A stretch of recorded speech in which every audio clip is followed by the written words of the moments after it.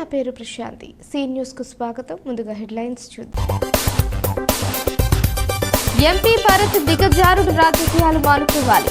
Returning officer కు ఆదిరెడ్డి శ్రీనివాస్ ఫిర్యాదు. మోరంపూడి ఎఫ్ఓబిఐకి గడ్డర్ల ఏర్పాటు పరిశీలించిన ఎంపీ మార్కాని భరత్. పాత సోమాలమ్మను దర్శించుకున్న గోరట్ల గన్ని. వైభవంగా లక్ష పుష్పార్చన, కుంకుమ పూజలు. కన్నుల పండుగగా లక్ష్మీ నరసింహస్వామి రథోత్సవం. రథయాత్రలో అడుగడుగున భక్తజన పారవస్యం. దిగజారుడు రాజకీయాలు మానుకోవాలని రాజమండ్రి మాజీ ఎంపీ మార్కాని భరత్రామ్కు రాజమహేంద్రవరం సిటీ నియోజకవర్గ టీడీపీ, బీజేపీ, జనసేన పార్టీల కూటమి ఉమ్మడి ఎమ్మెల్యే అభ్యర్థి ఆదిరెడ్డి శ్రీనివాస్ సలహా ఇచ్చారు. ఎన్నికల నియమావళి ఉల్లంఘించడంపై రిటర్నింగ్ అధికారికి ఫిర్యాదు చేశారు.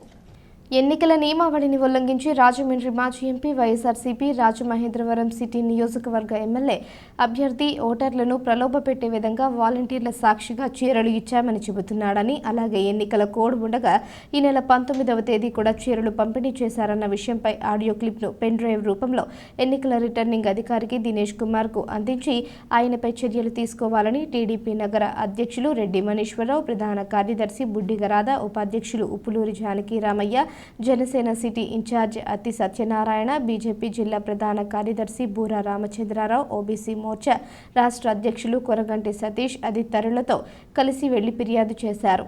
అనంతరం ఆదిరెడ్డి మీడియాతో మాట్లాడారు. మార్కాని భరత్ మాత్రం హేళన చేసే విధంగా ఎన్నికల నియమావళిని తప్పుపడుతున్నాడని మండిపడ్డారు. తాము ఇచ్చిన ఫిర్యాదుపై స్పందించిన రిటర్నింగ్ అధికారి విచారణ జరిపించి 48 గంటల్లో చర్యలు తీసుకుంటామని హామీ ఇచ్చారన్నారు. కూరగంటి సతీష్ మాట్లాడుతూ రాజమండ్రిలో జరుగుతున్న పరిణామాలు చూస్తుంటే బాధేస్తోందన్నారు. రాష్ట్ర బీసీసీఎల్ కార్యదర్శి బుడ్డిగ గోపాలకృష్ణ, నగర బీసీసీఎల్ అధ్యక్షులు బుడ్డిగ రవి, మాజీ కార్పొరేటర్ తంగెళ్ల బాబీ, మంత్రమూర్తి రాంబాబు, సత్యనారాయణ తదితరులు పాల్గొన్నారు. వైఎస్ఆర్సీపీ రాజమండ్రి సిటీ అభ్యర్థి మార్గాని భరత్రామ్ రోజు రోజుకి రాజకీయంగా దిగజారిపోతా ఉన్నారు. ఎలక్షన్ కోడ్ వచ్చింది. ఎన్నికల నియమావళి పరంగా కొన్ని మనం పాటించాలి. దాన్ని ఉల్లంఘిస్తూ మొన్నటి రోజున వాలంటీర్స్ని మీటింగ్లకు పిలిపించుకోవడం, వాళ్ళని ప్రలోభ పెడుతూ, ఆశ చూపిస్తూ మీరు రెసిగ్నేషన్స్ ఇవ్వండి, నా బూత్ ఏజెంట్స్ కింద రండి, పనిచేయండి పార్టీకి అని చెప్పి చెప్పడం మనంతా కూడా రికార్డెడ్గా ఎవరైతే వాలంటీర్స్ పాల్గొన్నారో అన్నీ కూడా రిటర్నింగ్ ఆఫీసర్ గారికి ఇవ్వడం, ఆయన ఇన్వెస్టిగేషన్ ఇనిషియేట్ చేయడం, రేపు మధ్యాహ్నంకి 48 గంటల్లో వాళ్ళపైన చర్యలు తీసుకుంటానని కూడా హామీ ఇచ్చారు. ఎలక్షన్ కమిషన్ మీద విశ్వాసంతో వేచి చూస్తూ ఉన్నాం. తెలుగుదేశం, బీజేపీ, జనసేన పార్టీ ఈరోజు కొత్తది వెలుగులోకి వచ్చింది. భరత్రామ్ అంటా ఉన్నాడు, మనం పట్టాలు ఇచ్చున్నాం, చీరలు ఇచ్చున్నాం, కాబట్టి ప్రజలు మన ఓట్లు అడగాలి అని అంటా ఉన్నాడు. ఎన్నికల నియమావళి పరంగా ప్రజల్ని ప్రలోభ పెట్టి ఏ ఒక్క అంశం కూడా అభ్యర్థిగా చేయకూడదు.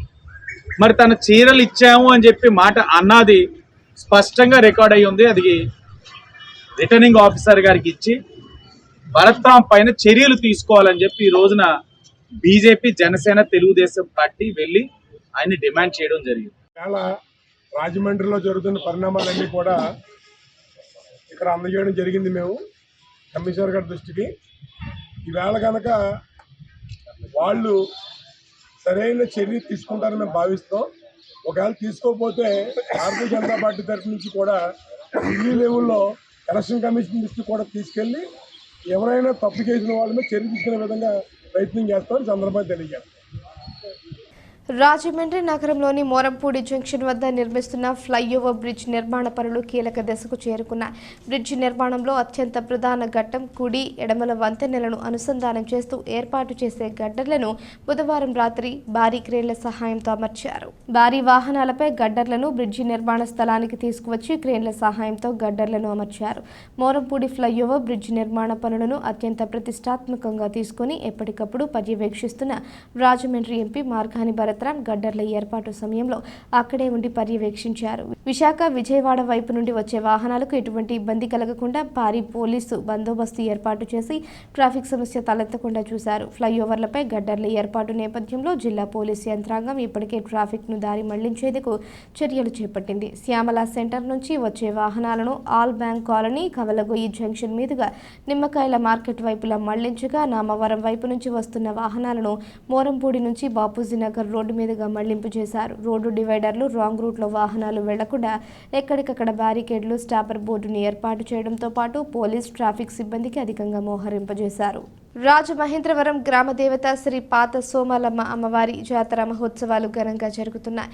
ఉత్సవాల్లో భాగంగా రెండవ రోజు గురువారం అమ్మవారికి పంచామృతాభిషేకాలు, లక్ష పుష్పార్చన, సామూహిక కుంకుమ పూజలను భక్తి శ్రద్ధలతో నిర్వహించారు. గురువారం శ్రీ సోమాలమ్మ అమ్మవారు గజలక్ష్మి అవతారంలో భక్తులకు దర్శనమిచ్చారు. జాతర మహోత్సవాల సందర్భంగా ఉదయం, సాయంత్రం అమ్మవారికి ప్రత్యేక కుంకుమ పూజలు నిర్వహిస్తున్నారు. రాజమహేంద్రవరం రూరల్ ఎమ్మెల్యే గోరంట్ల బుచ్చయ్య చౌదరి, గూడ మాజీ chairman Ganni Krishna, Innisupeta bank director Podipireddy Srinivas, Aryapuram bank మాజీ డైరెక్టర్ సూరంపూడి శ్రీహరి, ప్రముఖ బిల్డర్లు చల్లా మురళి, పూడి శ్రీనివాసరావు భక్తులు భారీగా తరలివచ్చి అమ్మవారిని దర్శించుకుని తీర్థ ప్రసాదాలు స్వీకరించారు. ఈ సందర్భంగా ఆలయ ధర్మకర్త గొర్రెల సురేష్ మాట్లాడుతూ సోమాలమ్మ తల్లి ఉత్సవాలు అంగరంగ వైభవంగా జరుగుతున్నాయన్నారు. అమ్మవారికి ప్రత్యేక పూజలు, అభిషేకాలు, కుంకుమ పూజలతో పాటు సాంస్కృతిక కార్యక్రమాలు కూడా జరుగుతున్నాయన్నారు. భక్తులందరూ తరలివచ్చి అమ్మవారిని దర్శించుకుని కృపకు పాత్రులు కాగలరని కోరారు. ఆలయ అర్చకుడు చంద్రమౌళి గణేష్ నగర ప్రముఖులకు, ప్రజాప్రతినిధులకు వేదాశీర్వచనాలు అందజేస్తున్నారు. ఉత్సవ కమిటీ సభ్యులు వై ఫణికుమార్, కేలా వెంకటరమణ, కృష్ణమూర్తి, రామరాజు, పూడి ప్రకాష్, తలారి భాస్కర్ తదితరులు పాల్గొన్నారు.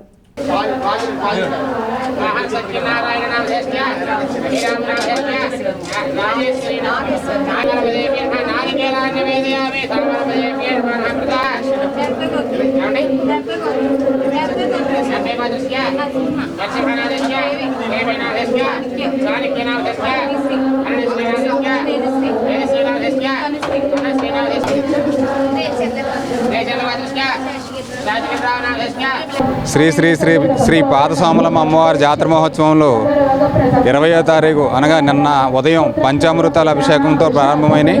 అలాగే ఈ ఉత్సవంలో 5 రోజులు అంగరంగ వైభవంగా ఇక్కడ పాత సోమలమ్మ గుడి దగ్గర జరిగేటానికి ఏర్పాట్లన్నీ కూడా చేసి ఉన్నాము. ప్రతి ఒక్కరూ కూడా వచ్చి అమ్మవారిని దర్శించుకొని అమ్మవారి యొక్క కృపను పొందవలసిందిగా కోరుతున్నాము. అలాగే ఈరోజు ఉదయం లక్ష పుష్పాలతో అర్చన జరుగుతుంది. అలాగే సాయంత్రం పల్లకి సేవ, సాయిబాబా భజన కూడా 7 గంటలకు ప్రారంభమయ్యి 9 గంటల వరకు ఉంటుంది. దానిలో కూడా పాల్గొని భక్తుల్ని అమ్మవారి యొక్క కృపని పొందవలసిందిగా కోరుతున్నాము. అలాగే రేపు శుక్రవారం సాయంత్రం భరతనాట్యం ఉన్నది. సాయంత్రం 7 గంటల నుంచి 10 గంటల వరకు కూడా ఆ కార్యక్రమంలో కూడా పాల్గొనాల్సిందిగా భక్తులందరినీ కోరుతున్నాం. అలాగే శనివారం కూడా భరతనాట్య కార్యక్రమం ఉన్నది సాయంత్రం. అలాగే ఆదివారం ఉదయం 4 గంటలకి పంచామృతాలతో అమ్మవారికి అభిషేకం జరుగుతుంది. ఈ అభిషేకంలో కూడా భక్తులందరినీ పాల్గొనాల్సిందిగా కోరుతున్నాను. అలాగే సాయంత్రం 3 గంటల నుండి అమ్మవారి ఊరేగింపు ప్రారంభమవుతుంది. ఆ ఊరేగింపులో కూడా భక్తులందరినీ పాల్గొని ఆ యొక్క అమ్మవారిని సాగనంపవలసిందిగా కోరుతున్నాను. అలాగే భక్తులకు మనం ఏంటంటే ఇక్కడ అన్నీ కూడా చక్కగా కమిటీ వారు అందరూ కూడా ఏర్పాట్లు అన్నీ బాగా చేసి ఉన్నారు. అందరూ కూడా వచ్చి పాల్గొని అమ్మ యొక్క కృపను పొందవలసిందిగా కోరుతున్నాను. పాత సోమల ఉత్సవంలో 12వ వార్డు శ్రీ గొర్రెల సురేష్ గారి ఆధ్వర్యంలో బ్రహ్మాండంగా ఈ 5 రోజులు కూడా బ్రహ్మాండ పూజలు చేస్తామండి. ఆదివారం ఉదయం 9 గంటలు 118 కేజీలు లొడ్డుండ అభిరుచి స్వీట్స్ ఆయన ఇస్తున్నారండి. లొడ్డు గుళ్ళో పెట్టి గొర్రెల సురేష్ ఆధ్వర్యంలో 3 గంటలకి పయ్యంత్రులు, కోలమేళం లక్షల మందితో ఇక్కడి నుంచి ఊరేగించు కొత్త సోమలమ్మ గుడికి, సోమలమ్మ గుడికి అప్సర దగ్గరికి తీసుకెళ్తాం సార్. మన గొర్రెల సురేష్ గారి ఆధ్వర్యంలో ఎంతో రంగరంగ వైభవంగా ఈ జాతర జరుగుతుందండి. మన అందరికీ కూడా ఎన్నో సాంస్కృతిక కార్యక్రమాలు చేయడం జరుగుతుంది. ఇలాంటి మంచి అవకాశాన్ని ప్రజలందరూ కూడా వినియోగించుకొని ఎంతో శక్తివంతమైన మన సోమాలమ్మ తల్లి దర్శనం చేసుకొని ఈ సంవత్సరం అంతా సుఖ సంతోషాలతో ఉండేటట్టు ప్రార్థించుకొని సంతోషంగా ఉండాలని మనస్ఫూర్తి కోరుకుంటున్నాను. ఇంత అద్భుతంగా ఈ కార్యక్రమాన్ని మా అందరికీ కూడా అందిస్తున్న గొర్రెల సురేష్ గారికి మా తరపున ధన్యవాదాలు. కోరిన కోరికలు నెరవేర్చే కోరుకొండ శ్రీ లక్ష్మీ నరసింహస్వామి వారి రథోత్సవ కార్యక్రమంలో పాల్గొనడం పూర్వజన్మ సుకృతమని రాజానగరం శాసనసభ్యుడు జక్కంపూడి రాజా పేర్కొన్నారు. మెట్ల మార్గం ద్వారా కొండపైకి వెళ్లి స్వయంభూ స్వామివారిని దర్శించుకుని ప్రత్యేక పూజలు నిర్వహించారు. శ్రీ లక్ష్మీ నరసింహస్వామి వారి కళ్యాణోత్సవంలో భాగంగా నిర్వహించిన రథోత్సవ కార్యక్రమంలో ఆయన ముఖ్య అతిథిగా పాల్గొన్నారు. ముందుగా కోరుకొండ శ్రీ లక్ష్మీ నరసింహస్వామి వారి దేవాలయంలో ప్రత్యేక పూజలు చేసి రథోత్సవ కార్యక్రమంలో పాల్గొన్నారు. ఉత్సవ విగ్రహాలను పల్లకీపై రథం వద్దకు తీసుకుని వెళ్లి రథంలో ఆశీస్సులను చేసి గోవిందనామస్మరణ మధ్య రథోత్సవం ప్రారంభించారు. రాజా మాట్లాడుతూ కోరిన వరాలను ప్రసాదించే దేవుడిగా కోరుకొండలో వెలిసిన స్వయంభూ శ్రీ లక్ష్మీ నరసింహస్వామి కళ్యాణ మహోత్సవానికి చుట్టుపక్కల ప్రాంతాల తో పాటు రాష్ట్రంలో అనేక ప్రాంతాల నుంచి భక్తులు తరలివచ్చి తమ కోరికలను దేవునికి విన్నవించుకోవడం జరుగుతుందన్నారు. ఆలయ అభివృద్ధిలో భాగంగా 1,40,00,000 రూపాయలతో కోరుకొండలో శ్రీ రంగనాథ స్వామి వారి ఆలయ పునర్నిర్మాణం, 60 లక్షలతో శ్రీ లక్ష్మీ నరసింహస్వామి ఆలయ మెట్ల మార్గం పునరుద్ధరణ పనులకు, అదేవిధంగా 3.80 కోట్ల రూపాయలతో కోరుకొండలో సీసీ రోడ్లు, సీసీ డ్రైన్ల నిర్మాణ అభివృద్ధి పనులకు శ్రీ త్రిదండి చిన్నజీయ స్వామి చేతుల మీదుగా శంకుస్థాపన చేసుకోవడం జరిగిందన్నారు. ఈ కార్యక్రమంలో జక్కంపూడి రాజా, కుటుంబ సభ్యులు, వైఎస్ఆర్ కాంగ్రెస్ పార్టీ నాయకులు పాల్గొన్నారు. శ్రీ లక్ష్మీ నరసింహస్వామి వారి యొక్క తీర్థ మహోత్సవం ప్రతి ఏడాదిలాగే ఈ సంవత్సరం కూడా ఎంతో ఘనంగా నిర్వహించబడతా ఉంది. పెద్ద ఎత్తున వేల మంది భక్తుల యొక్క కార్యక్రమంలో భాగస్వాములు అవుతా ఉన్నారు.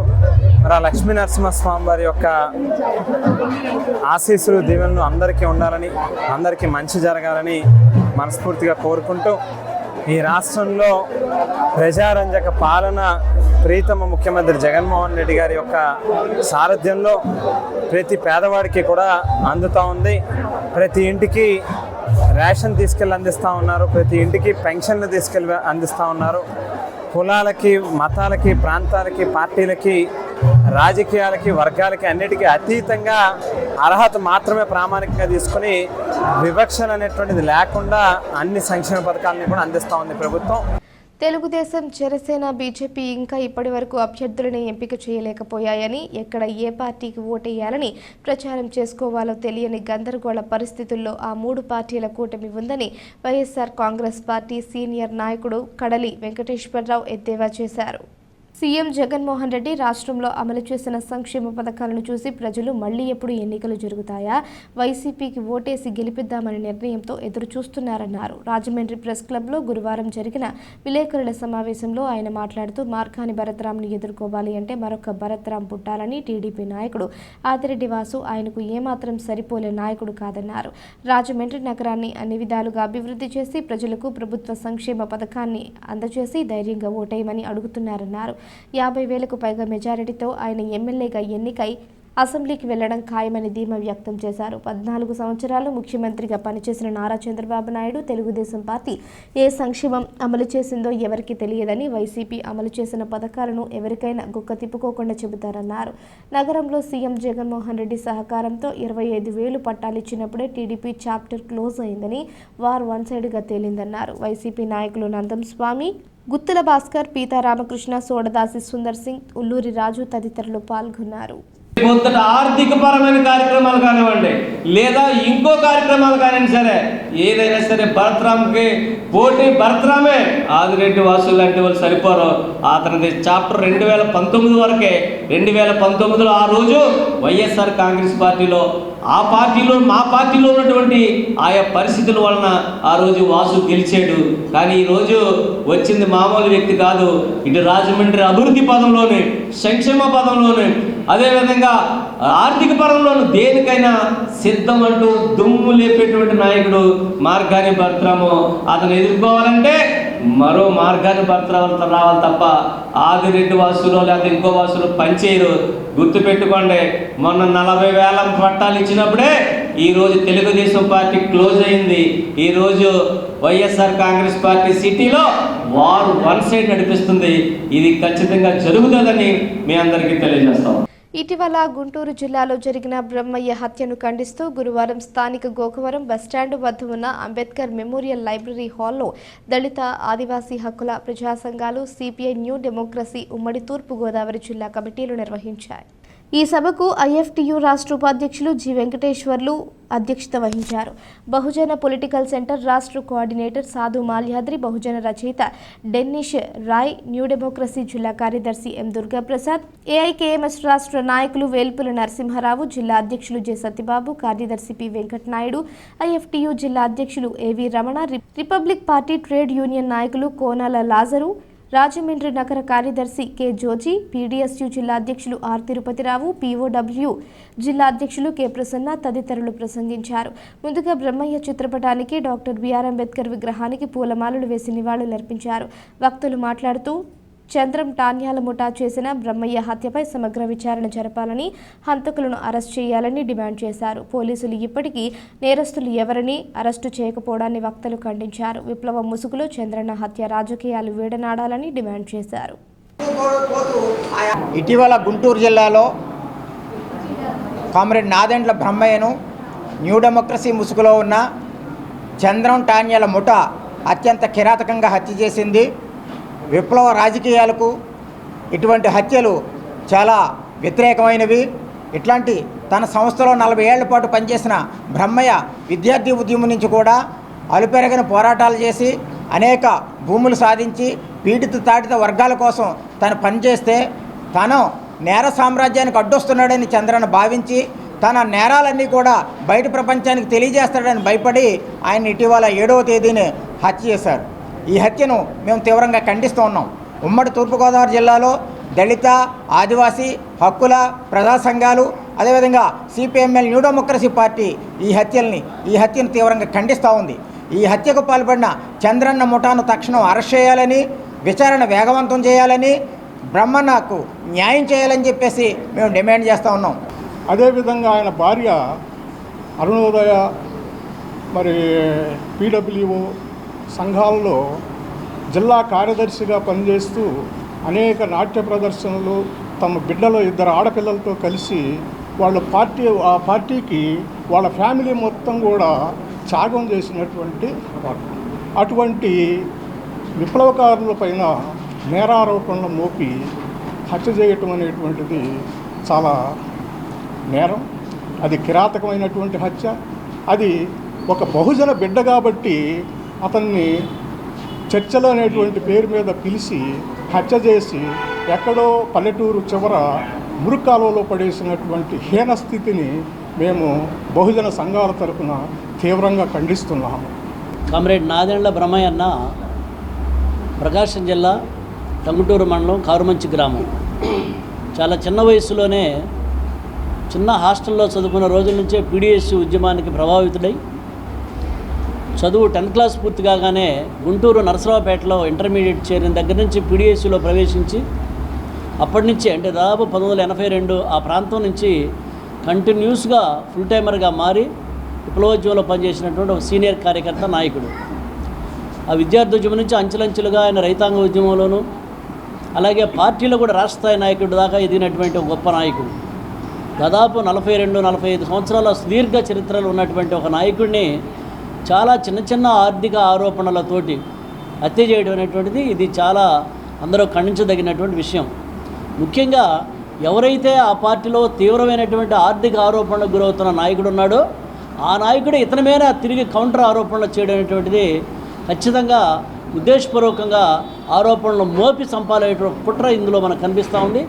సార్వత్రిక ఎన్నికల నేపథ్యంలో మోడల్ కోడ్ ఆఫ్ కాండక్ట్ను అనగా ఎన్నికల ప్రవర్తన నియమావళిని అనుసరించి ప్రవర్తించాల్సి ఉంటుందని, ఎవరైనా ఉల్లంఘిస్తే అటువంటి వారిపై చర్యలు తీసుకోవడం జరుగుతుందని జిల్లా ఎన్నికల అధికారి కలెక్టర్ డాక్టర్ కె మాధవీలత స్పష్టం చేశారు. బుధవారం కలెక్టర్ ఛాంబర్ మాధవీలత మాట్లాడుతూ 2024 సాధారణ ఎన్నికలను పురస్కరించుకుని ఈ నెల 16వ తేదీన నోటిఫికేషన్ విడుదలైందని, ప్రతి ఒక్కరూ తప్పనిసరిగా ఎన్నికల నియమావళిని, మార్గదర్శకాలను ఖచ్చితంగా పాటించాలన్నారు. ఎన్నికల కమిషన్ నిర్దేశించిన మేరకు అనుమతులను తీసుకోవాలని సూచించారు. ఎన్నికల షెడ్యూల్ ప్రకటించిన నాటి నుంచి అధికారులు, రాజకీయ నాయకులు ఎన్నికల కమిషన్ నిర్దేశించిన ప్రవర్తనా నియమావళి పరిధిలోకి వస్తారన్నారు. జిల్లాలో ఎన్నికల ప్రవర్తనా నియమావళిని ఖచ్చితంగా అమలు చేయడానికి అన్ని రకాల చర్యలు తీసుకున్నామని అన్నారు. రాజకీయ ప్రతినిధులు కానీ ఎవరైనా పోస్టర్లు, బ్యానర్లు, ఫ్లెక్సీలు, హోర్డింగ్స్, హోమ్ టు హోమ్ ప్రచారం, సమావేశాలు, సభలు, వాహనాల ద్వారా ప్రచారం, క్యాంపెయిన్ వంటివి నిర్వహణకు సంబంధిత నియోజకవర్గ రిటర్నింగ్ అధికారి అనుమతి తీసుకోవాలన్నారు. మనకి జనరల్ ఎలక్షన్స్కి సంబంధించి 16న షెడ్యూల్ అనౌన్స్ చేశారు కాబట్టి ప్రతి ఒక్కరు కూడా మోడల్ కోడ్ ఆఫ్ కాండక్ట్ పరిధిలోకి ఇప్పుడు వస్తారు. అధికారులు కానీ, రాజకీయవేత్తలు కానీ, పొలిటికల్ పార్టీస్ కానీ అందరు కూడా model code of conduct rules ఏవైతే ఉన్నాయో వారి పరిధిలోనే మనము నడుచుకోవాల్సి ఉంటుంది. ఎవరైనా కూడా ఫ్లెక్సీస్ కానీ లేదా వెహికల్స్ కానీ క్యాన్వాసింగ్కి వాడాలన్నా, హోమ్ టు హోమ్ క్యాన్వాసింగ్ చేయాలి అని చెప్పి కూడా, లేదా ఫ్లాగులు పెట్టుకోవాలన్నా, ప్రొసెషన్స్ చేయాలన్నా కూడా ప్రతి మీటింగ్కి కూడా సంబంధిత రిటర్నింగ్ ఆఫీసర్ నుంచి పర్మిషన్ తీసుకోవాల్సి ఉంటుంది. అదేవిధంగా అధికారులు కూడా ఎటువంటి పొలిటికల్ పార్టీస్తో అనుసంధానం ఉండకూడదు. అదేవిధంగా వారు చేసే క్యాంపెయినింగ్లో ఎవరు కూడా పార్టిసిపేట్ చేయకూడదు. అటువంటి ఏదైనా మా దృష్టికి వస్తే ఖచ్చితంగా వాటి మీద చర్యలు తీసుకోవడం జరుగుతుంది. తూర్పుగోదావరి జిల్లాలోని 3 పోలీస్ స్టేషన్ల పరిధిలో చోరీకి గురైన 20 మోటార్ సైకిళ్లను ఎస్పీ జగదీష్ ఆదేశాల మేరకు ప్రత్యేక బృందాలను ఏర్పాటు చేసి రికవరీ చేయడం జరిగిందని జిల్లా additional SP P Anil Kumar వెల్లడించారు. Central zone DSP K Vijayapal పర్యవేక్షణలో రాజమహేంద్రవరం 3వ పట్టణ inspector S Prasanna, Veeraiah Goud motor సైకిళ్ల చోరీ కేసులలో నేరస్తులను పట్టుకునేందుకు ప్రత్యేక టీంను ఏర్పాటు చేసి నేరాలు జరిగిన అతి తక్కువ రోజుల్లోనే తూర్పుగోదావరి జిల్లాకు సంబంధించి 20 రోజుల్లో మోటార్ సైకిళ్లను రికవరీ చేయడం జరిగిందన్నారు. స్థానిక 3 టౌన్ పోలీస్ స్టేషన్లో జరిగిన మీడియా సమావేశంలో అనిల్ కుమార్ మాట్లాడుతూ 1వ పట్టణ పోలీస్ స్టేషన్ పరిధిలో 4, ప్రకాష్ నగర్ పోలీస్ స్టేషన్ పరిధిలో 3, 3వ పట్టణ పోలీస్ స్టేషన్ పరిధిలో 13 వాహనాలను స్వాధీనం చేసుకున్నామన్నారు. స్థానిక క్వారీ మార్కెట్ సెంటర్ మధ్యవర్తుల సమక్షంలో 3 నిందితులను అరెస్టు చేసినట్లు వివరించారు. ఇదిలా ఉంటే పట్టుబడిన 3 బాల నేరస్తులు కావడం విశేషం. వారు చాలా సులభంగా సుజుకి యాక్సెస్, రాయల్ ఎన్ఫీల్డ్ వాహనాల లాక్లను తీసి చోరీ చేస్తున్నారన్నారు. కేసు ఛేదించిన బృందానికి రివార్డులు అందజేశారు. రాజమండ్రి నగరంలో మనకి అందరికీ తెలుసు, ఒక 2-3 మంత్స్ నుంచి 3 టౌన్ పోలీస్ స్టేషన్ లిమిట్స్లో వరుసగా ఈ బైక్ దొంగతనాలు జరుగుతున్నాయి. సో దానికి సంబంధించి ఎస్పీ జగదీష్ గారి ఒక ఆదేశాల మేరకు and local zone central zone DSP Vijaypal గారి పర్యవేక్షణలో సిఏ వీరయ్య గౌడ్ ఒక ఆధ్వర్యంలో మనకి కొన్ని టీమ్స్ కూడా వేయడం జరిగింది. ఏదైతే కంటిన్యూస్గా ఇవి జరుగుతున్నాయో అది ఒకటి అంటే 2 ఇష్యూస్. ఒకటి ఫస్ట్ అది కనిపెట్టాలి, నెక్స్ట్ వాటిని మనం కంట్రోల్ చేయాలి. సో దీంతో మనకి టీం కూడా మనకి మంచి టీం వేయడం జరిగింది. Crime team Vijay, Satyanarayana, Venkateswarlu and SI Narayana ఆయన ఆధ్వర్యంలో మనకు ఒక టీం చేయడం జరిగింది.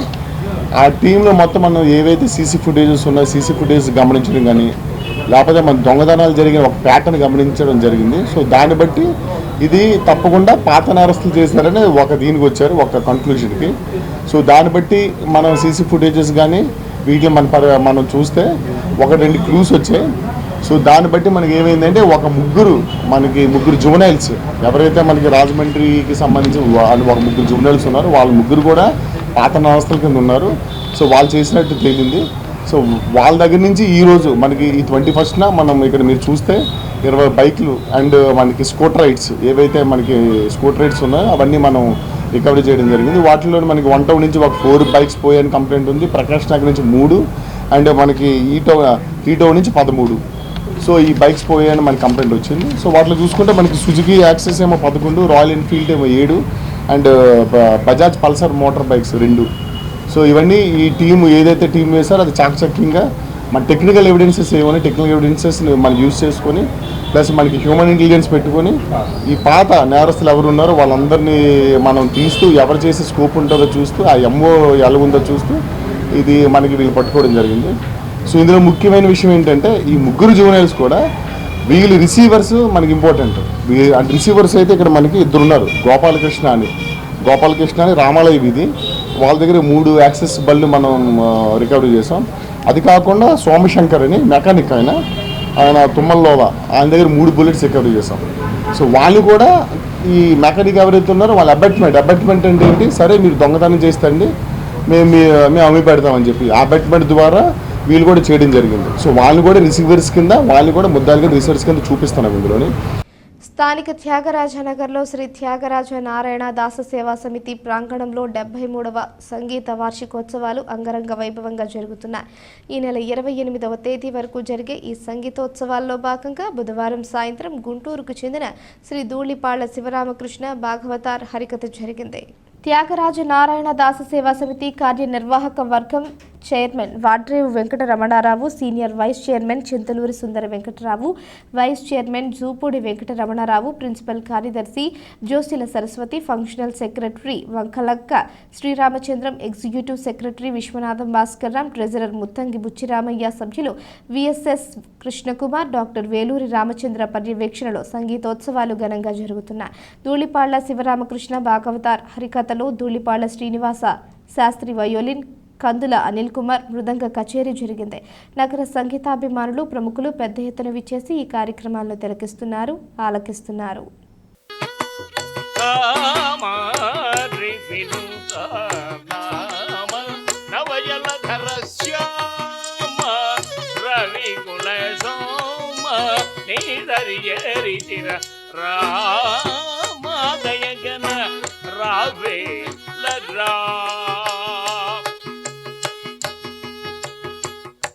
నిదాసుడరా రామ రామ శ్రీరామ రామ జయ రామ రామ రామ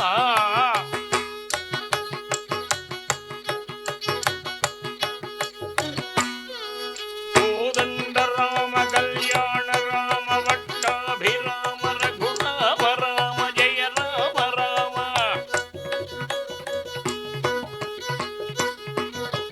రామ రామ రామ రామ రమ రమ రామ రామ రామ రామ రమ రమ రామ. రాజమహేంద్రవరం నగర పాలక సంస్థ అభివృద్ధి సుందరీకరణ పనులు చేపడుతున్నారని, ఈ పనులు నిర్వహించే సందర్భంలో కనీసం ముందు చూపు ప్రజాధనం వృధా అయ్యే విధంగా వ్యవహరిస్తున్నారని సిపిఎం జిల్లా కార్యదర్శి టి అరుణ్ విమర్శించారు. నగరంలో మెయిన్ రోడ్ నుంచి 1 టౌన్ పోలీస్ స్టేషన్ వరకు సెంటర్ లైటింగ్ పెట్టారని, ఆ సెంటర్ లైటింగ్ పెడుతున్న సందర్భంలో ఆ ప్రాంతంలోని ప్రజలు, వ్యాపారవేత్తలు ఇలాంటి సెంటర్ లైటింగ్ పెడితే ఇబ్బందులు వస్తాయని అభ్యంతరాలు చెప్పినా ఖాతరు చేయకుండా ఏకపక్షంగా అధికారులు, అధికార పార్టీ ప్రజాప్రతినిధుల ఆదేశాలతో ఏర్పాటు చేశారని విమర్శించారు. మరలా 6 నెలలు తిరగకుండానే ఆ సెంటర్ లైటింగ్ను తొలగించారని తెలిపారు. సెంటర్ లైటింగ్ ఎందుకు పెట్టారు, ఎందుకు తొలగించారని అరుణ్ మున్సిపల్ అధికారులను ప్రశ్నించారు. లైటింగ్ ఏర్పాటు చేయడానికి అవసరమైన డబ్బులను నగర ప్రజలపై వేసిన ఇంటి పన్ను, చెత్త పన్ను, నీటి పన్ను, ఖాళీ స్థలాల పన్ను, ప్రొఫెషనల్ ట్యాక్స్, వినోదపు పన్ను వంటి వాటి ద్వారా ప్రజల నుంచి వసూలు చేసినవే అని గుర్తు చేశారు. అధికారుల ఇష్టానుసారం ఖర్చు చేసి జవాబుదారీతనం లేకుండా వ్యవహరిస్తున్నారన్నారు. సిపిఎం నగర కార్యదర్శి బి పవన్ పాల్గొన్నారు. నగరంలో ఇవాళ మెయిన్ రోడ్లో కోటకొమ్మం దగ్గర నుంచి 1 టౌన్ దాకా సెంటర్ లైటింగ్ పెట్టారు.